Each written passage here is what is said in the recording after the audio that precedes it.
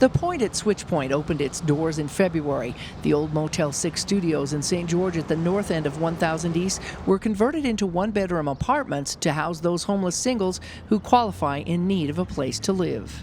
It was perfect because we didn't have to do anything but paint it on the outside, because each room contains a 3/4 size refrigerator and hot plate for cooking. And so they're really set up as a studio, what our industry really calls SROs, so a single resident occupancy. So we opened at the beginning of February. We were full within the first 2 weeks. We have approximately 50 rooms and everyone is full. We have a current waiting list.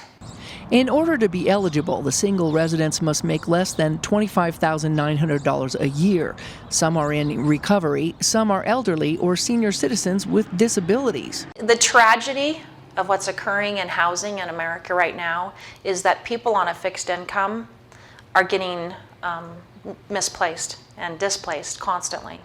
Like 64-year-old Ronnie Bills. After being evicted, Ronnie stayed in a motel until she couldn't afford it anymore, and that's when she became homeless. She turned to Switchpoint before moving in here. I'm definitely grateful. I was at Switchpoint for 2.5 months, homeless. Have received a lot, have been helped a lot, and I'm truly grateful that I have what I have, and truly grateful for the people that have helped me get here. While these units may be small, it's a place to call their own. And for Ronnie, it's a place to hang her hats. I got pictures on the walls, and I got my granddaughter here, and I got my little knickknacks here and there that make it home.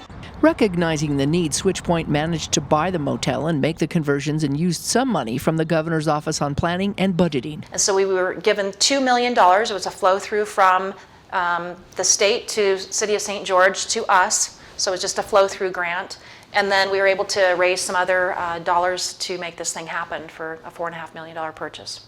58-year-old resident Peggy has a different story. She was a caretaker for a man who was a diabetic. They both came to live at Switchpoint 4 years ago before his passing. His name was Franklin Donald Brooks, and we hit Switchpoint in 2017. And he passed in 2020 is when he passed. Switchpoint helped me hold a service over there for him. I miss him. I miss him really bad. I'm glad I haven't backslid over this, and I just try to press forward. Like Ronnie, Peggy currently lives on Social Security disability. She also works for Switchpoint and has a job. I get about $800, a little over $800 for Social Security disability, which pays my $500 a month rent, my car insurance, and my phone. But that leaves me less than $100.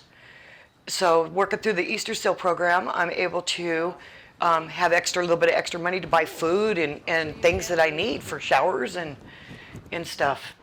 And just like Switchpoint, they must also live by the rules. As a case manager, Tori meets with all of the residents to make sure they stay on track. And make sure that they've set their goals and they're working towards their goals. And if they need any assistance in getting Medicaid or anything like that, we can help arrange that. And these residents of the Point say it's much better than sleeping on the streets or in the desert. I am so grateful for this place. It's hard to put into words. I have a bed, I have electricity, I have a fridge, I have a TV, I have a shower to shower in my own shower, my own coffee pot, my own toaster. I got all this. And it's all mine. What's going on in my life right now is the best time ever in my life. Ronnie's advice to others who are still on a waiting list? Just have patience.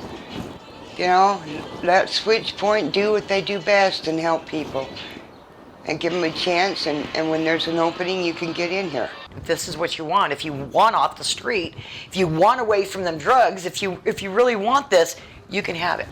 Plans to expand housing on this site is also in the works. Hollowell says there's still a need for a lot more affordable housing for the homeless in St. George. We saw a 53% increase in homelessness with just our seniors this past year. It's heartbreaking because they don't have anywhere else to go. And so that's why our goal is 1,000 units here in Washington County. And so if we could look at opportunities like that, any kind of vacant building, old malls, warehouses, I don't care what it is, if we can figure out ways to remodel and renovate, we're going to get units done faster and cheaper.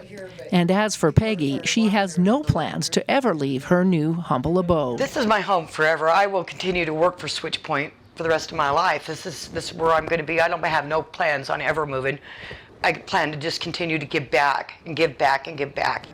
In St. George, Melissa Anderson, Community Education News.